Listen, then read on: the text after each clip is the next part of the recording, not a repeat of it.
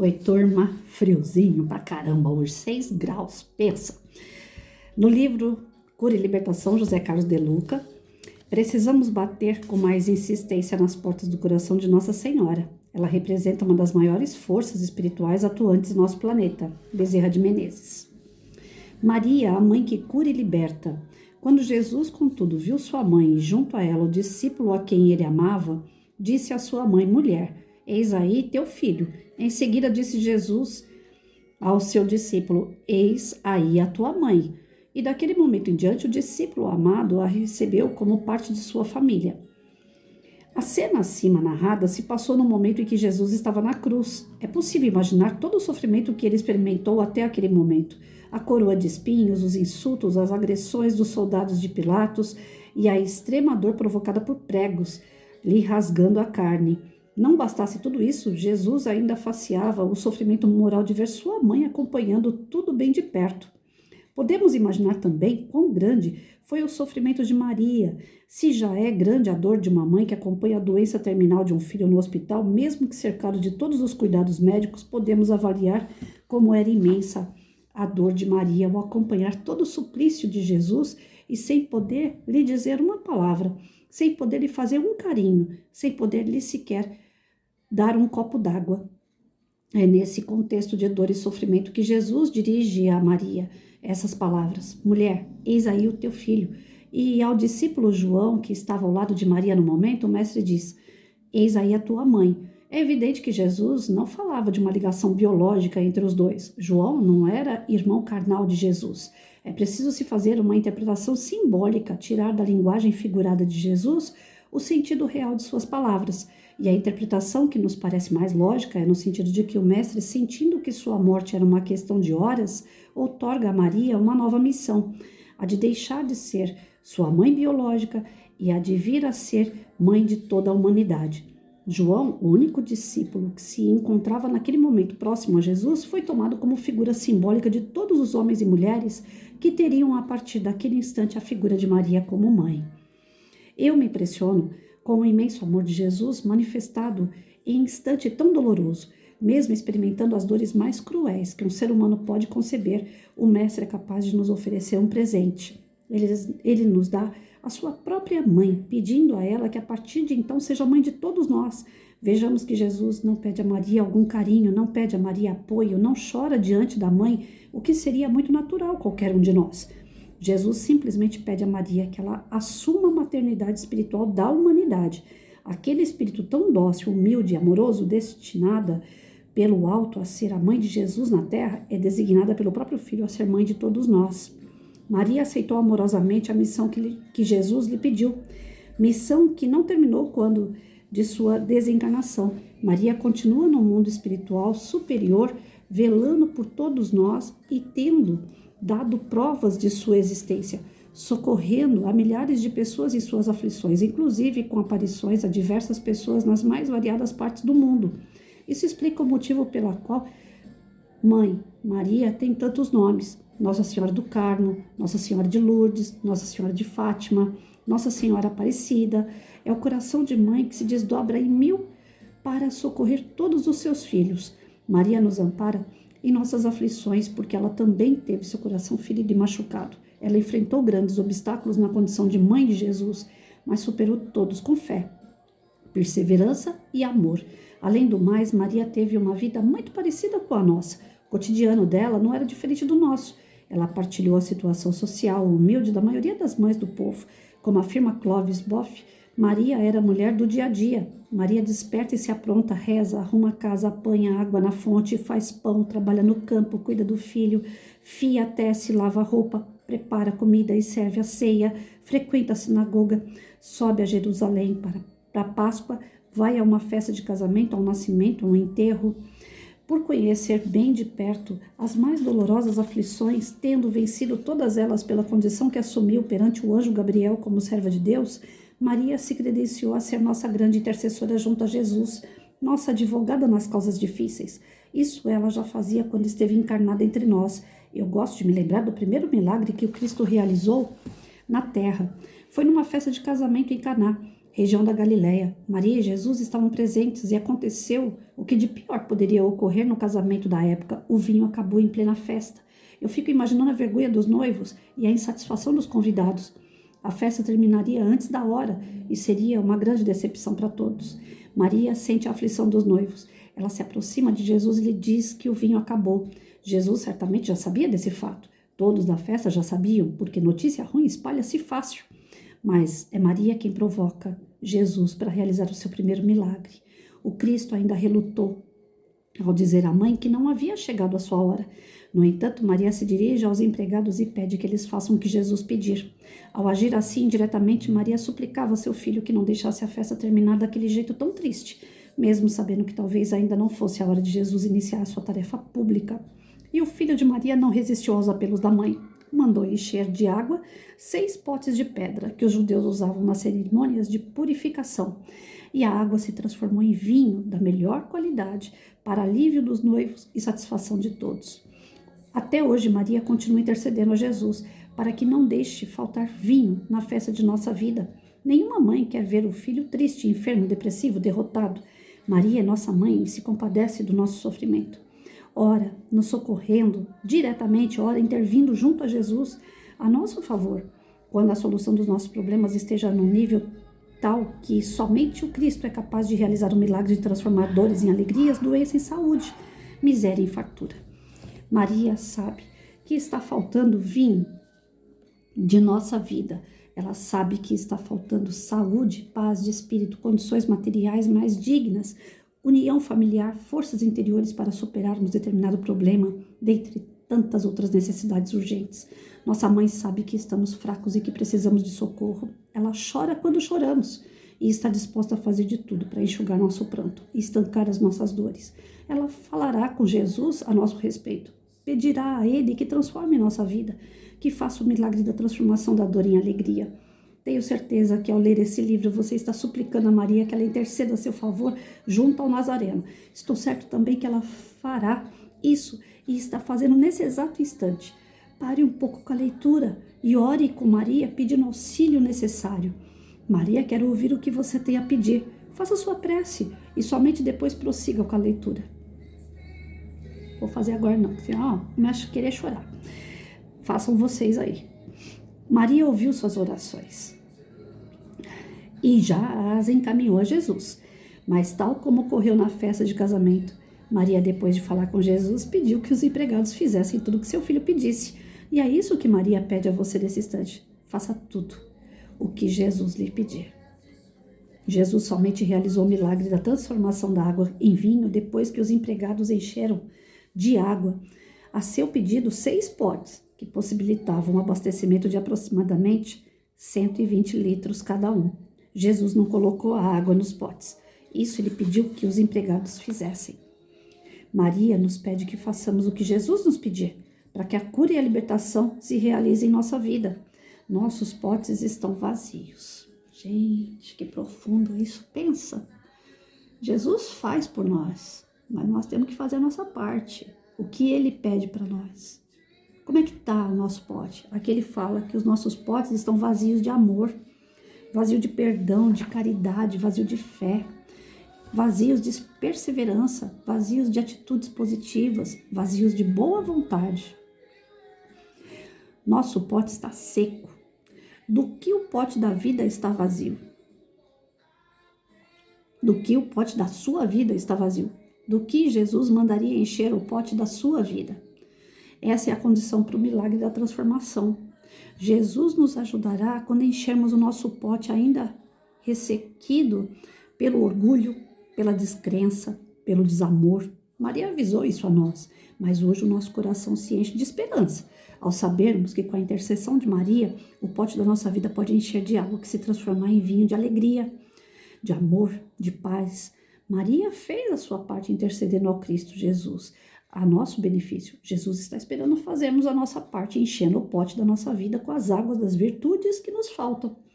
Quando isso ocorrer, a transformação da água da dor em vinho, de alegria, será mais um dos milagres que Jesus vem realizando no mundo, graças à intercessão de Nossa Maria, Mãe de Jesus.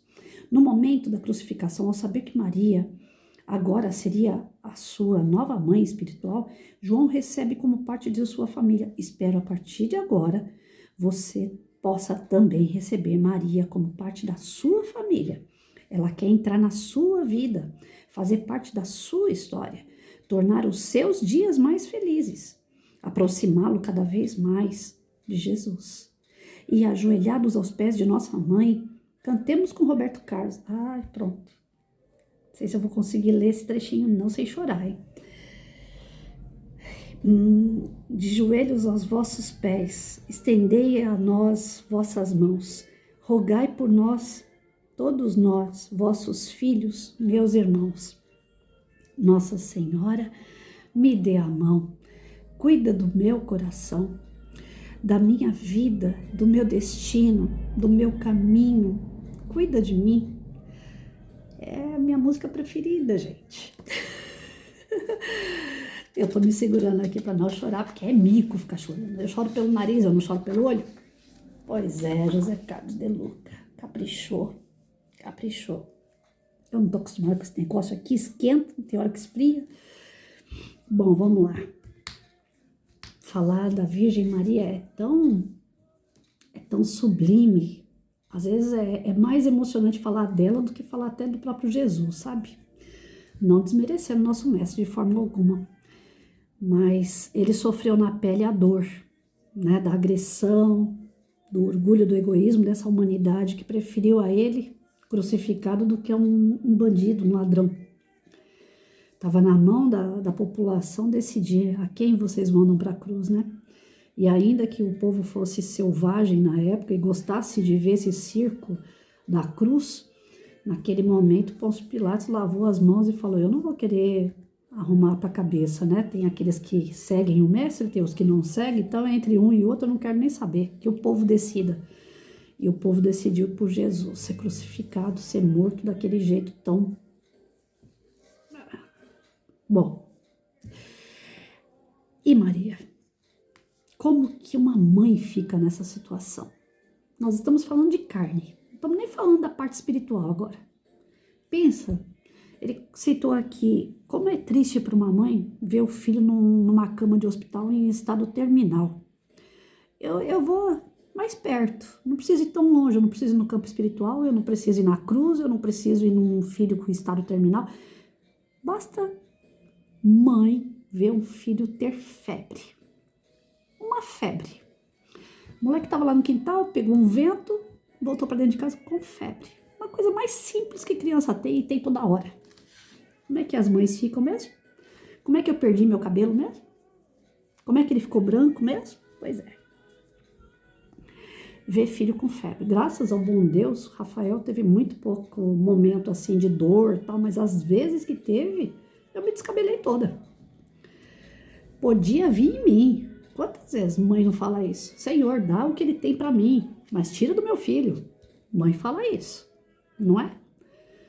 Tem alguma mãe aí que seja diferente disso? Duvido. Pode ser a mãe que for. Pode ser aquelas que nem devem receber o nome de mãe. Se vê um filho numa situação de risco, de dor, ela não consegue ser totalmente indiferente. Mesmo que sejam espíritos assim, de milenar, de briga, né, de ódio, que estão ali como mãe e filho, naquele momento como mãe e filho, a mãe não consegue ser totalmente indiferente. Não consegue. Eu estava ouvindo o Gilberto falar no canal hoje pela manhã que ele foi caminhoneiro e que às vezes mãe e filha eram prostitutas, trabalhavam juntas na prostituição. Eu tenho certeza que mesmo uma raça dessa que bota a filha para ser prostituta, se acontece qualquer coisa de ruim com a filha, ela toma as dores. Mãe é mãe, não tem jeito. A gente faz esse papel encarnado, não é à toa. É para tomar as dores mesmo do outro e a gente toma. Tá na pele, tá no nosso espírito, isso sei lá onde é que tá no nosso coração. Mãe sofre de ver o filho com uma febre, uma dorzinha. Meu filho não tinha um arranhão no corpo. Aí todo mundo fala assim, você super protegeu o Rafael. Eu falo, pois é, eu super protegi, mas não deixei ele sofrer. Fiz certo? Não sei, mas eu fiz o que meu coração mandou. Eu não queria ver meu filho sofrer e pronto. Quando eu tinha atritos com o pai dele no final do nosso casamento, né, que eu não sabia que o pai dele ia morrer. Se eu soubesse, eu tinha colocado ele de casa, trancado ele, não deixava ele sair daqui, mas Antes dele morrer, a gente estava separado 7 meses e eu tinha colocado ele para fora de casa porque ele tinha mentido para mim. Queria dar uma lição nele, né? Mas amo aquele condenado até hoje. Então ninguém pode falar assim, vocês separaram porque você não se gostava. Não, a gente separou porque eu queria dar um corretivo nele, mas eu gostava dele e gosto dele até hoje. Enfim, aí quando a gente teve esse atrito, que eu coloquei ele para ficar com os amigos dele e não para ficar com a gente, já que ele estava trocando bola, ele vinha ver o Rafael de vez em quando. E o Rafael ficava triste, porque o pai era tudo para ele. E o pai vinha só uma vez ou outra, uma vez por mês, 2 vezes no mês, e olhe lá. Às vezes falava que vinha e não vinha. E eu, como mãe, eu ficava furiosa. Falava, se falou que vem, venha ver o seu filho. Porque ele fica aqui esperando, ele sofre, eu não quero ver meu filho sofrer. E nessas angústias do meu filho, eu sei que ele acabou tendo convulsão. Teve 2 episódios de convulsão. E era emocional. Gente, eu quase que eu tive um troço. É que mãe primeiro socorre. Depois é que sobra para ela, né? Eu primeiro socorria. Depois o meu corpo, o espírito fugia do corpo. Porque eu não sentia mais o meu corpo. Era horrível a sensação do pós. Porque na hora você socorre, você corre, você ora, você quer ver a solução.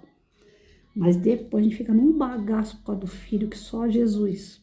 Não dá nem para explicar como é que é. É terrível. Mãe, a gente ama incondicionalmente. Uma vez, estava lá na escola, veio para casa chorando. Porque uma menina tirou o barato da minha cara e eu gosto dela, eu tô apaixonado por ela, na pré-adolescência, né? E falou alto na quadra para todo mundo, não sei o quê. Mãe, mas pelo amor de Deus, não vai lá na escola. Eu falei, não, eu vou lá na escola? Vou nada. Né? Vocês são brancos, vocês se entendem. Não fui na escola. Mas como era vizinho, falei, então uma hora a gente se cruza, né? Não deu outra. Cruzei com a mãe da menina. Falei com ela, falei, olha, você cuida da tua filha lá para ela não mexer com meu filho. Porque eu não vou aceitar. Vai acabar sobrando para todo mundo. Então assim, eu sempre fui protetora. Fui. Mas a última coisa que eu queria ver na minha vida é meu filho sofrer. E Maria, vocês pensam que era diferente. A dor que essa mulher deve ter sentido, gente. Porque independente do espírito evoluído, e é um dos mais evoluídos que a gente conhece, imagina quando tá aqui na carne, como mãe, ver um filho na cruz, sangrando, morrendo na tua frente. Então tem que ter uma superioridade espiritual extrema para poder ver tudo isso e ainda acreditar em Deus e falar, Senhor, que seja feita a sua vontade. Né? Meu Pai do céu. Eu nunca passei por uma situação assim tão drástica, tão perto de ser drástica, mas tudo que chegava para mim era drástico. Né? Mexeu com meu filho, falou alguma coisa com ele, fez ele chorar. Aí a mãe aqui virava um urso. Tá certo a posição da Patrícia? Lógico que não, Maria não fez isso. A gente tem que seguir eles que são superiores. Eu fui reprovada. Nesse aspecto eu fui extremamente reprovada. Eu fui mãe a mãe do Rambo. Né? O Rambo não andava todo armado lá, cheio de coisa. Só que eu não andava com nada, só com meu pó de macarrão. Não tem jeito da gente saber que o filho tá sofrendo e a gente ficar ali de mão. Eu não sou ninguém, tá vendo como eu não sou ninguém para ser seguido? Eu até hoje. Se alguém falar para mim assim, o Rafael tá passando algum aperto ali, ele não quer nem falar comigo, mas eu saio daqui voando e vou. Eu não ando direito, mas eu tenho certeza que nesse dia minha perna vai curar. Eu vou sair daqui correndo. Porque mãe é mãe. Não tem jeito. Mãe quer proteger. A gente tem um exemplo maravilhoso para ser seguido. Né? Vamos ter paciência, vamos acreditar em Deus, vamos saber que Ele, né, vê tudo, é Ele que está permitindo. Pra vocês terem uma ideia, como mãe tem um sexto sentido terrível e sabe o que se passa com o filho,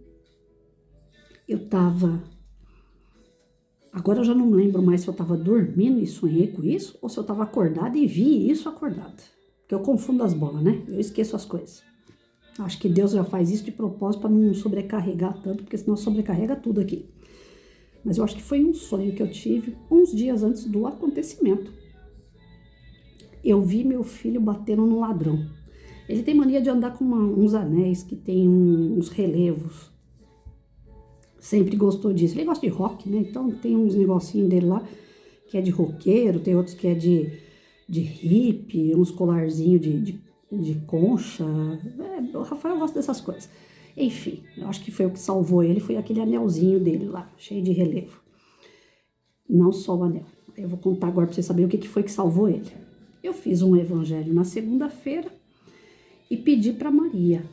Todo o meu evangelho, desde quando meu filho saiu de casa, todos os evangelhos eu faço vibrações para todas as pessoas que eu conheço, cada qual na sua situação, no seu problema. Peço a Deus por todos os meus amigos, pelo meu irmão, pelos desencarnados, meu pai, minha mãe, tio, tia, meu marido, todo mundo eu oro. Mas quando chega na parte do meu filho, eu peço para Maria. É só ele que eu incomodo ela. Falo, Maria, me escuta, você é mãe, eu também sou. Eu não sou nada, nem um pedacinho da sua unha eu sou, como mãe. Mas eu sou mãe.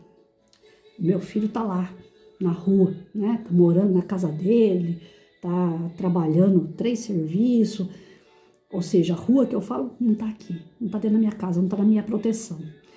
Então, se eu não posso proteger, protege você para mim, por favor. E aí eu peço para Maria. Aí chega na hora do evangelho que eu tô conversando com a Maria, eu sempre friso muito o Rafael. Penso muito nele, mentalizo a casa, mentalizo o serviço dele, mentalizo as pessoas em volta dele. Quero de todo o coração que ele volte a estudar. Faltava 1 ano e meio para ele se tornar médico. O moleque largou a faculdade. Então eu rezo para que ele volte à faculdade, que ele tenha saúde e pedindo para Maria intercessão. E durante aquele evangelho, então agora eu não lembro se foi durante o evangelho que já foi mostrado para mim ou se foi naquela noite que eu dormi e sonhei com isso. Eu não vou saber, não vou lembrar, tem alguns meses isso. Sei que foi mostrado para mim a situação. Meu filho voltando do serviço de noite, na Tibúrcio, lá no Itaim, andando pela calçada, um cara veio roubar ele. E ele partiu para cima do cara, com aqueles anéis, ele conseguiu bater no cara e fazer o ladrão correr. Na hora do acontecido, eu vi o manto de luz da Nossa Senhora em volta do meu filho, protegendo ele. Isso é muito sério, eu não tô contando história para boi dormir, não. Eu sou Santo Tomé, só falo aquilo que eu acredito. E eu vi Maria jogar o manto e proteger meu filho, para que nada nem ninguém atingisse ele naquele momento. E o cara correu. Aí, dias depois, eu fui conversar com um amigo meu, o Negão. A gente foi para casa do meu irmão para poder pintar lá na casa do meu irmão. O assunto que a gente estava conversando era tudo diverso, não tinha nada a ver. De repente ele falou assim, Patrícia, eu sei que você fica triste com cada assunto triste que chega do Rafael, né? Se chega alguma coisa, eu não quero te deixar nem triste nem preocupada, mas eu preciso te contar. Aí eu peguei e falei pra ele assim, não precisa me contar não, já me contaram. Rafael bateu num bandido, né? Maria estava lá protegendo ele. Eu vi, foi lá na Tibúrcio de noite, na calçada, né? Eu contei os detalhes, antes dele falar pra mim. Aí ele pegou e falou assim, caramba, você é feiticeira? Que negócio é esse? Porque ele não acredita em vida após a morte, ele não acredita em reencarnação, não acredita no espiritismo. Ele vai comigo, às vezes, me ajudar, né, nas palestras, tudo, mas agora que ele tá começando a entender alguma coisa. Naquele dia, até então, ele nem entendia bolufas, né? Ele falou, como é que você sabe tudo isso? Eu falei, porque Maria me avisou que ia acontecer, mas que ela ia estar lá protegendo. E eu vi a situação. Então, eu não tô contando aquilo que me contaram. Quando ele veio me contar, eu já sabia. Assim como eu também já fui avisada que eu vou ser a avó. Em breve, a menina está se preparando para reencarnar. Vai ser uma netinha. Eu não fico nessa torcida menino, menina, não. Não sou desse jeito. Se vier menino, vai ser muito bem recebido também. Mas tudo indica que vai vir uma menininha.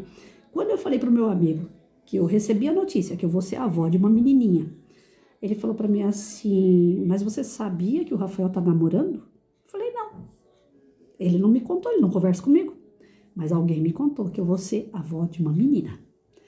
Então, e como que eu sei disso? Eu tava numa viagem dessas que eu faço pro meio do mato, respirando ar puro, contemplando a natureza, e eu vi uma luz no asfalto, que asfalto mesmo não é, é barro, né? Rua de barro, mato para tudo que é lado. E eu vi uma luz forte. Eu não sou vidente como fala? Médium vidente, que vê. Eu sou de sentir. E tava em plena luz do dia. De repente, o asfalto deu aquele brilho, assim. Eu olhei ainda, falei assim, nossa, será que é algum mato que se abriu e o sol entrou, alguma coisa assim? Mas não tinha nada ali para brilhar. O que tinha ali para brilhar era um recado da espiritualidade.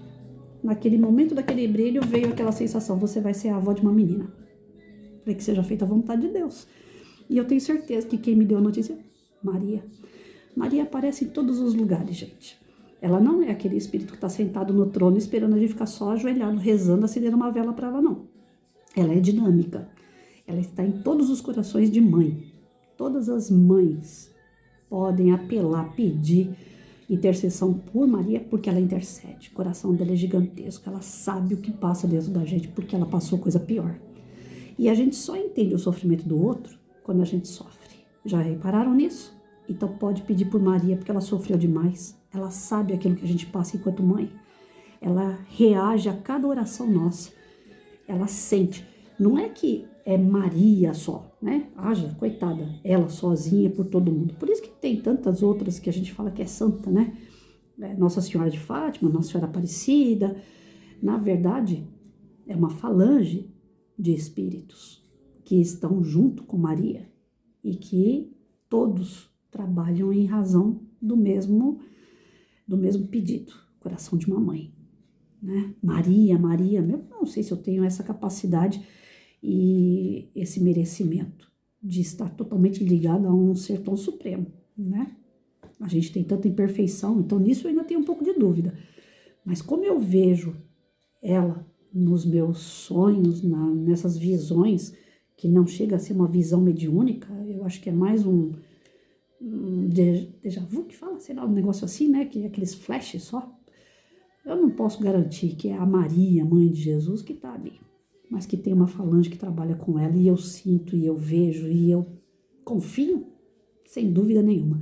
E se eu, Santo Tomé, aqui posso confiar, aquele que estiver me ouvindo, confia também. Ela intercede por todas as mães. Ah, mas e pelas outras pessoas? Quer dizer que Maria é só para a mãe? Lógico que não, né? Maria intercede por qualquer um, seja a mãe, seja o filho, seja o pai, qualquer um, desde que você confie nela. Afinal de contas, é uma falange de espíritos elevados que, a partir do momento que você faz uma oração de coração, que você pede com todo fervor e que você agradece com todo fervor, você está ligado a esses espíritos. A gente não tem o protetor, o Gabriel, por exemplo, né? O meu anjo protetor, coitadinho dele. Tinha tanta gente boa para ele ser protetor, escolheu justo essa múmia aqui. Pois é, todos nós temos os nossos protetores. Os nossos protetores escutam as nossas preces, eles sabem as nossas necessidades. Às vezes eles sabem a nossa necessidade, às vezes não, muitas das vezes sabem mais da nossa necessidade do que nós mesmos. Às vezes a gente fala que precisa tomar uma cerveja para esquentar e ele sabe que a gente precisa de água. Então nós erramos nas nossas escolhas o tempo todo. O anjo não. O anjo às vezes tira as coisas erradas do nosso caminho e fala, se eu deixar aqui na frente ela vai escolher isso aqui não é para ela. Ele nos protege, ele nos orienta, nos intui. E assim como ele está com a gente e sabe tudo o que acontece com a gente, eles levam o recado também lá para cima. Olha, eu sozinho não estou dando conta. Intercede aí por essa pessoa porque tá difícil. Eles fazem isso o tempo todo, eles são benevolentes. Eles não são seres tão superiores, porque para ficar perto de ser inferior como nós, não dá para ser um ser superior. Eles têm um pouco mais de adiantamento moral, eles têm um pouco mais de superioridade espiritual, mas não é espírito puro, aquela coisa toda.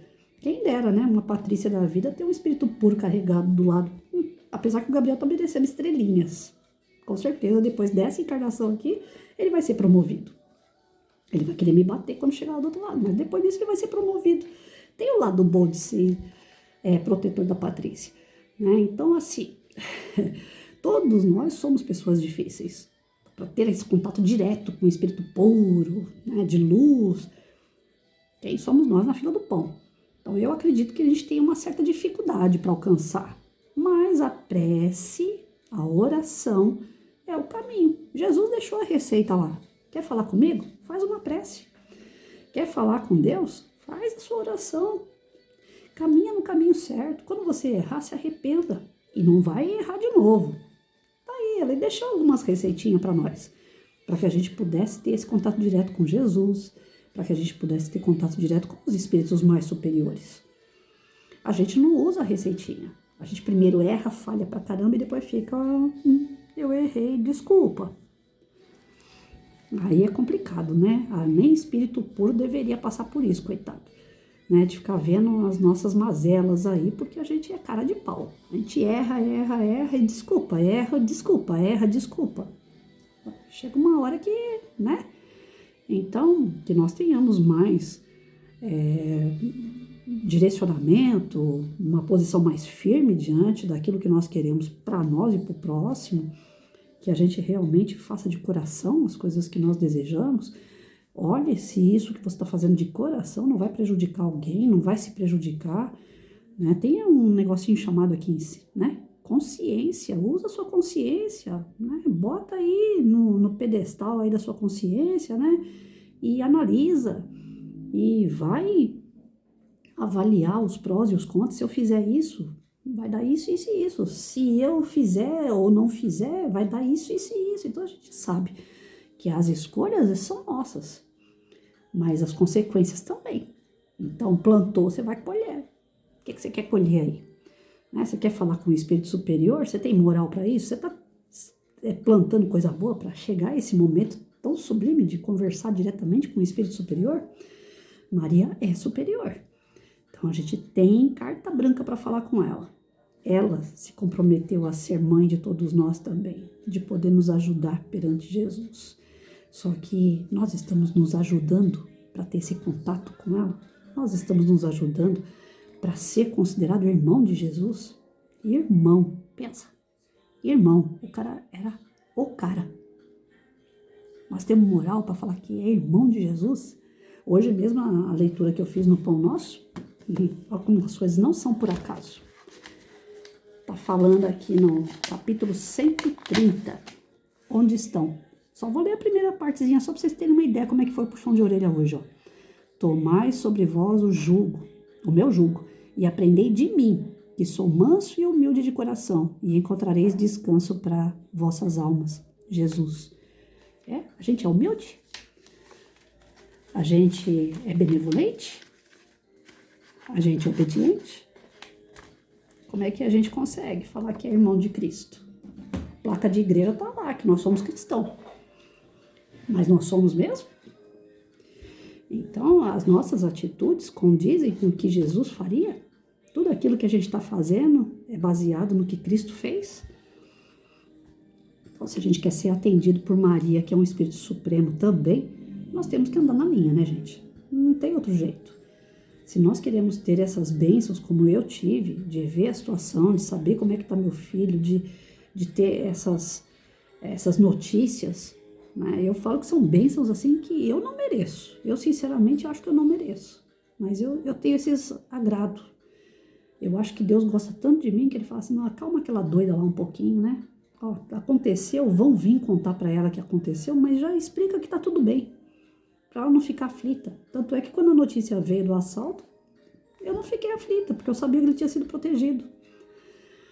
No dia a dia, quando ele passou umas pindaíba ainda mais forte, eu estava muito ligada a ele, mas ainda com aquela sensação de dor, de abandono, até mesmo de mágoa, né? Mas graças a Deus passou.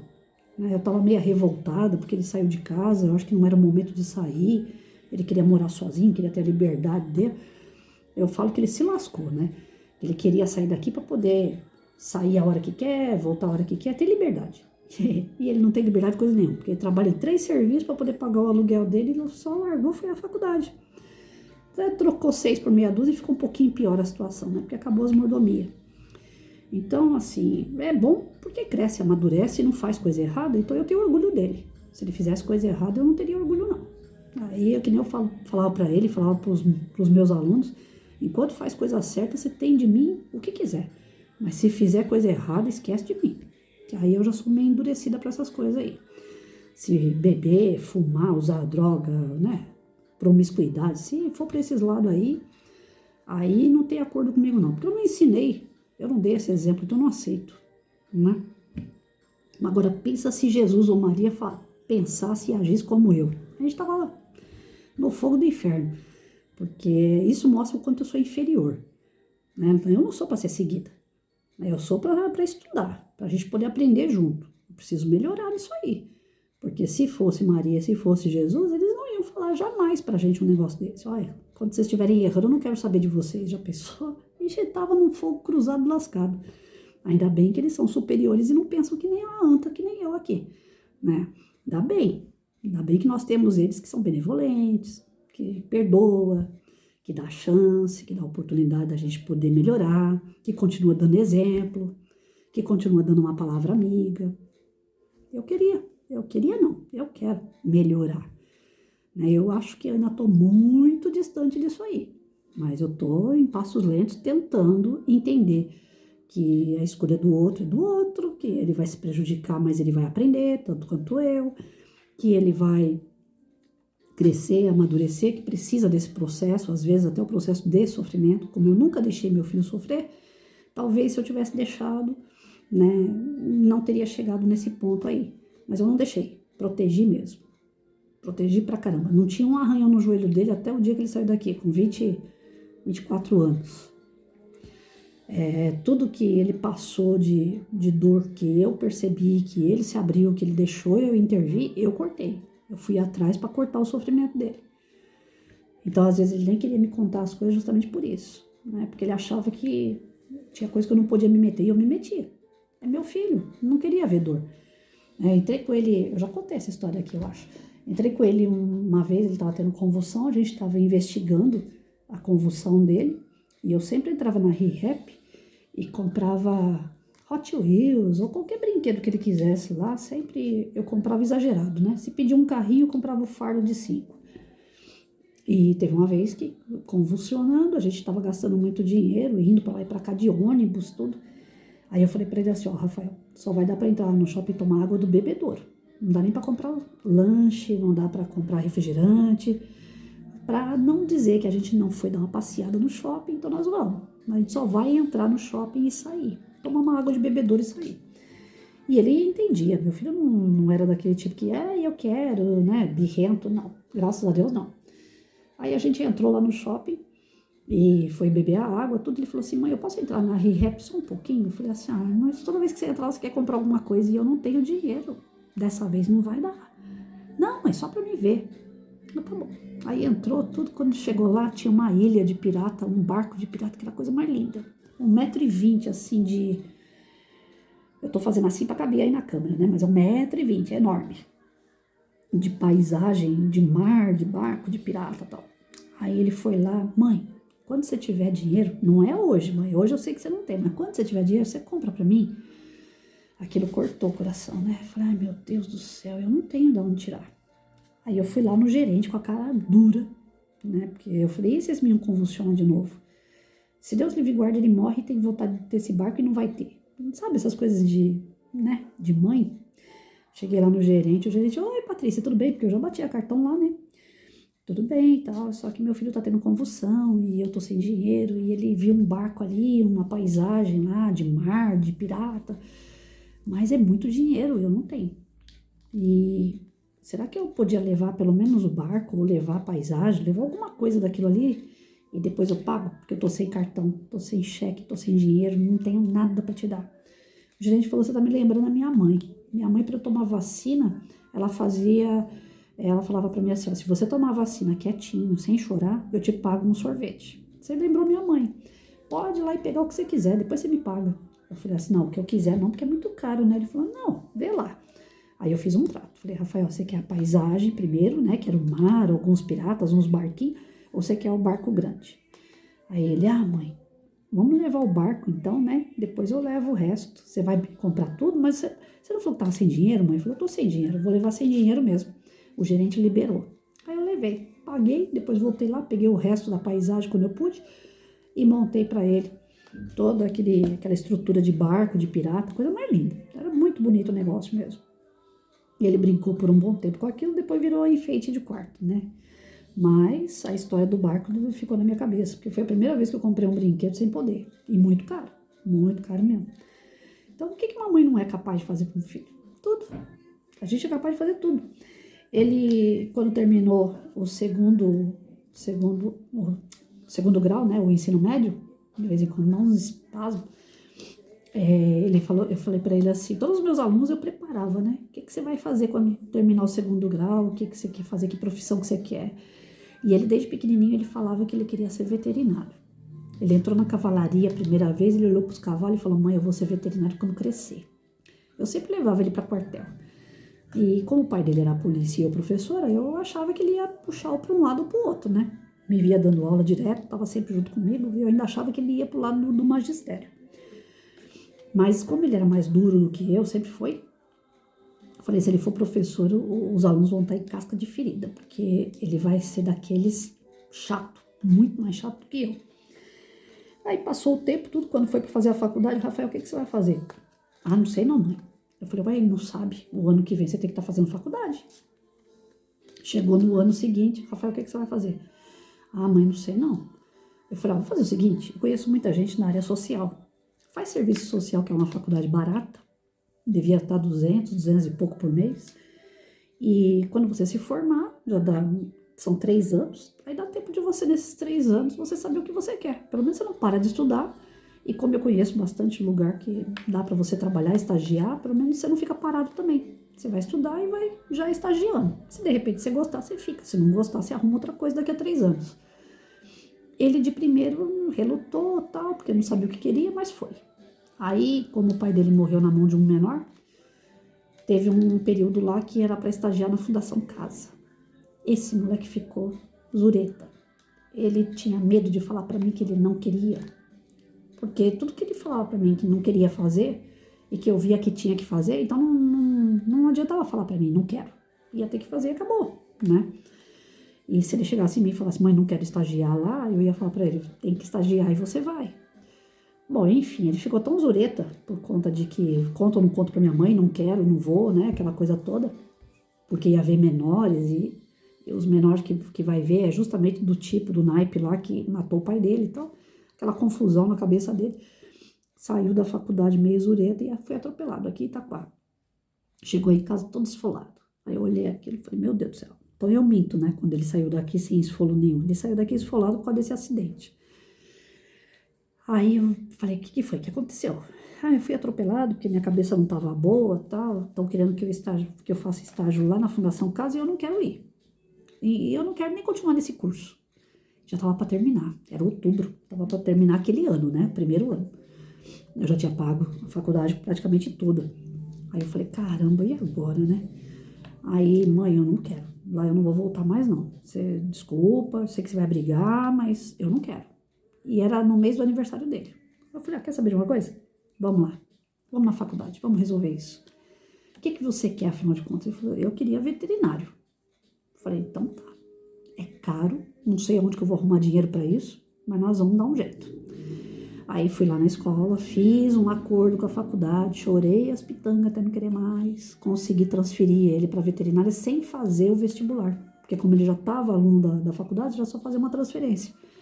Em contrapartida, perdeu todo o dinheiro que deu no primeiro ano, porque aí as matérias eram diferentes, não dá para se levar nada, e a prestação era, né, 2.200 por mês. Para quem pagava 200 por mês, vamos lá, né? E eu coloquei ele dentro da faculdade para fazer medicina veterinária. Então, assim, mãe faz tudo. Tudo que ela nem imaginava que ela era capaz de fazer por causa de um filho. Então, imaginem só. Maria, nós que somos seres humanos, cheios de defeito, nós somos assim, tudo por um filho. Imagina a Maria ali, né? Presa, atada, porque ela não podia fazer nada. E só vendo o filho sofrer. Eu jamais, eu acho que eu não... Por mais que a gente esteja nesse campo para evoluir, eu acho que eu tô tão distante que eu não consigo me imaginar vendo um filho sofrer com uma dor, com uma febre e ficar ali da vontade de Deus, não posso fazer nada, Deus sabe de tudo e vamos ficar aqui só em prece. Eu ainda tô muito longe para isso. Muito, mas muito longe mesmo. Muito. É nessas horas que a gente vai avaliando assim o quanto a gente é inferior. Eu sou muito inferior mesmo. Porque não consigo imaginar um sofrimento de um filho e ficar calada. E Maria ficou calada. E ainda aceitou a missão de olhar por todos nós. Jesus, perfeito, maravilhoso, filho dela, ela pariu, ela colocou no mundo, olha que delícia. Ela é espírito superior, Jesus é espírito superior, aí Jesus vai e fala para ela, Olha por todos esses aí, ó. Eles estão fazendo uma besteira atrás da outra. Eu, se eu no lugar de Maria, eu já teria arrancado todos os cabelos. O quê? Esse povo doido aí, maluco? Missão. Os espíritos superiores, eles vêm em missão. E eles acabam tendo bom humor com a gente, porque senão eles enlouquecem tanto quanto a gente, né? Essa é a verdade. Então, o que a gente tem que aprender aqui é que Maria, ela pode ser a porta para a nossa salvação. Ela pode ser aquela que está mais próxima, apesar de ser um espírito superior e muito superior, ela é um ser que nós podemos bater lá e falar, me socorre. Porque ela entende muito bem, principalmente os corações aflitos de mãe. Eu não tenho dúvida nenhuma que Maria me atende todas as vezes, ou a falange dela, né, como eu disse, me atende todas as vezes que meu coração fica aflito. Eu falo, vai lá, dá uma olhadinha pra mim, abraça ele, diz que eu amo, né, cobre ele, tá frio. Eu peço e eu sei que ela me atende. E olha que eu sou um serzinho desse tamanho assim, ó, minúsculo, que nem uma poeira de areia de praia, né? Então, vamos ter fé nessa mulher, nesse ser supremo. Vamos acreditar que ela é capaz de nos ajudar, porque ela é. Ela sabe a nossa dor, ela entende a nossa dor. E ela é a nossa verdadeira amiga. Não importa se ela vai aparecer como Fátima, se ela vai aparecer como uma Aparecida. O que importa é que existe essa falange de espíritos ligados a Maria, mãe de Jesus. É que existe Maria, mãe de Jesus. E que nós podemos apelar, nós podemos orar, nós podemos agradecer, viu? Estou falando de pedir, mas nós podemos agradecer também, é bonito, viu? Da nossa parte. Nós podemos louvar. Essa música que eu não quis ler com muita atenção, porque senão o nariz fica vermelho, do Roberto Carlos, foi uma inspiração maravilhosa do rei. Né? Eu falo ele de rei porque todo mundo fala que ele é rei. Rei como cantor. Realmente, Roberto Carlos pode ser uma pessoa cheia de defeitos, como todo mundo, mas a gente sabe que ele é inspirado. As palavras que ele coloca no papel, que se tornam música, são músicas inspiradas, né? Jesus Cristo, essa da Maria. Então, se vocês forem procurar as músicas dele, principalmente depois quando ele foi pegando uma maturidade, são músicas muito inspiradas pelo campo espiritual. E essa de Maria é perfeita para tudo aquilo que a gente sente em relação à mãe de Jesus, tanto na parte do pedido, cuida de mim, né? Quantos de nós não queremos um colo de mãe? Às vezes a gente não quer nem o colo da mãe carnal, porque a mãe carnal deixa a desejar. Mas Maria é tão perfeita que a gente se imagina no colo dela, não imagina não? Eu às vezes eu falo, como eu gostaria de ter um colo de mãe que nem Maria, como eu gostaria de ter um colo, um abraço igual de Jesus. A gente não sente isso aqui na Terra, é muito sublime. A gente sente quando tá dormindo, a gente é retirado do corpo, que esses espíritos vêm visitar a gente consegue sentir eles. Presta bastante atenção, faz uma oração com bastante fé e depois vai dormir para vocês verem se vocês não são acolhidos, embalados por eles. Eles carregam a gente no colo. É que a gente ainda é muito endurecido, nosso corpo é muito endurecido. É que o nosso espírito é muito orgulhoso, muito egoísta para entender essa espiritualidade superior que cuida da gente e carrega a gente no colo. Eu posso garantir porque eu sou uma. Tá certo? Que Maria, mãe de Jesus, que ela esteja entre nós, que ela esteja com o seu manto de luz, nos protegendo, nos amparando, nos intuindo qual o caminho melhor para se tomar, qual é a melhor palavra para se dizer, que a gente aprenda a dizer perdão. Foi ela que me ensinou isso. Através da dor que eu sinto, da separação com meu filho, foi Maria que me ensinou. Pede perdão. No começo eu falava assim, mas peraí, ele é que saiu porque quis, ele é que não quer falar comigo, ele é que é ingrato e eu que tenho que pedir perdão. E ela falava, pede perdão. Você não sabe quem você foi na outra vida, você não sabe o que foi que você fez com esse menino na outra vida. Na verdade, talvez você não saiba nem o que você fez com ele agora, que tenha machucado ele. Então pede perdão, independente do quê. Tem até uma piadinha de marido com mulher que fala isso, né? Quando eu chego em casa e vejo a mulher de tromba, eu já peço desculpa. Não sei nem pelo quê, mas já peço desculpa. Porque se tá com tromba é porque alguma coisa eu fiz. Então é isso. A gente aprenda a pedir perdão. porque eu acho que no nosso orgulho e egoísmo, acho que é um tema muito, que tem que ser muito estudado. Eu estava pesquisando no YouTube, né, alguns vídeos, palestras. Gente, chove de palestra com esse nome, perdão.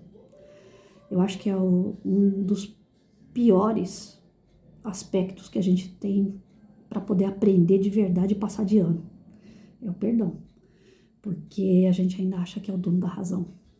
A gente ainda acha que o outro é que tá errado, que não a gente. E aí a gente pedir perdão sabendo que a gente tá certo, que a gente tá sempre certo, né? É duro, né? Será que a gente tá certo, não? Então eu tô aprendendo a pedir perdão.